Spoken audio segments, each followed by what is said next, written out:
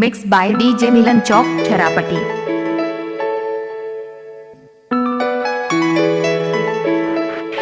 Hello hello hello hello ये दिल तोड़नी हाँ कहलियो हाँ ये छठ पूजा आ गेलै। अच्छा डीजे हरिओम पता बैठे छै तोरा सुन ना बोल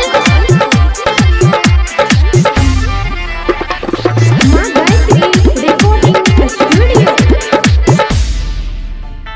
छठी माई के छौरी तू कॉले बरतिया के कॉले बरतिया माथा बापे बढ़का उठा के हम पथिया उठा के हम पथिया पहले से कोटी हम सेट करबो आना घाट पे छौरी तोरा भेंट करबो आना घाट पे छौरी तोरा DJ Milan Chowk Chharapati. Hello hello गे फुलमतिया बुझलही हेलो आना घाट पे तोरा से भेंट करबो आना घाट पे तोरा से भेंट करबो। DJ Hariom Basantpur mix by DJ Manish Rajput Chharapati. खाना लग जाइन के पहिर के साड़ी खइला पे चारू मुख दियरी के बारी